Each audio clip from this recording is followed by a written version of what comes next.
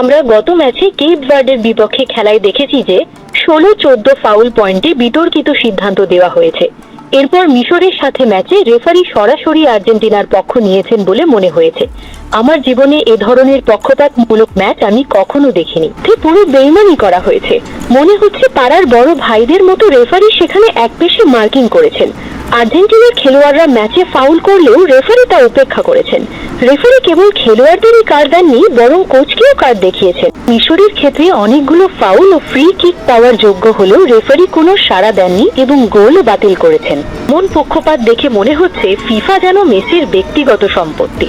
মেসির খেলার ধরন ও পুরো ম্যাচ পরিচালনার প্রক্রিয়া নিয়ে গুরুতর অভিযোগ উঠছে। আপনি কি পুরো টেক্সটটি শুনতে চান, নাকি অন্য মাধ্যমের তথ্য মতে ম্যাচ চলাকালীন আর্থিক লেনদেনের অভিযোগ শোনা যাচ্ছে এবং মেসি ও তার দলের বিরুদ্ধে খেলার মাঠে বেইমানির অভিযোগ তোলা হচ্ছে? ফুটবল খেলায় নিয়ম অনুযায়ী প্রতি দলে 11 জন খেলোয়াড় থাকার কথা, কিন্তু মিশর বনাম আর্জেন্টিনা ম্যাচে মনে হয়েছে আর্জেন্টিনা 16 জন খেলোয়াড় নিয়ে খেলেছে। রেফারিং এবং ফিফার কর্মকাণ্ড দেখে মনে হচ্ছে পুরো বিষয়টি মেসি নিয়ন্ত্রণাধীন এবং পক্ষপাত দুষ্ট। এমন পরিস্থিতির পর মেসি অন্য কোনো দলের বিপক্ষে কিভাবে খেলবেন তা নিয়ে প্রশ্ন থেকে যায়। গত ম্যাচগুলোতে যেভাবে বিতর্কিত রেফারিং দেখে আসছি তা সত্যিই হতাশাজনক। আজ নিউজিল্যান্ডের বিপক্ষে ম্যাচ, এখানেও কি আমরা আগের সেই পক্ষপাতমূলক রেফারিং দেখব?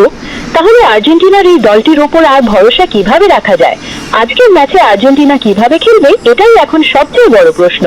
আর্জেন্টিনা বনাম নিউজিল্যান্ড কেমন খেলবে? আজকের ম্যাচেও কি আমরা আগের মতো বিতর্কিত রেফারিং দেখব? যেখানে মেসি খালি পেনাল্টি পেয়েছে, সেখানে নিউজিল্যান্ডের বিপক্ষেও কি এমনটা ঘটবে? গত ম্যাচে যেভাবে গোল বাতিল করা হয়েছিল, আজকেও কি একইভাবে গোল বাতিল হতে পারে? এই চরমপন্থী খেলা কি এভাবে চলতে থাকবে, নাকি ফিফা কোনো পদক্ষেপ নেবে? মেসি কি চান এভাবেই খেলে পার পেয়ে যেতে? মেসি কি টাকা দিয়ে সব কিনতে পারবেন? ফিফা কি তার ব্যক্তিগত সম্পত্তি?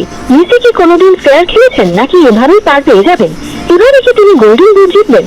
আর্জেন্টিনার সমর্থকরা কি এগুলো দেখতে পান না? তারা কি বুঝতে পারছেন না যে এটা চরমপন্থী খেলা?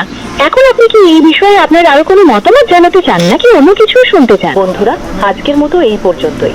আপনারা যদি এই ধরনের খেলাধুলার আরো ভিডিও দেখতে চান, তবে অবশ্যই লাইক, কমেন্ট এবং শেয়ার করতে ভুলবেন না। সবাই ভালো থাকবেন, সুস্থ থাকবেন। আল্লাহ হাফেজ। আশা করি এই কথাগুলো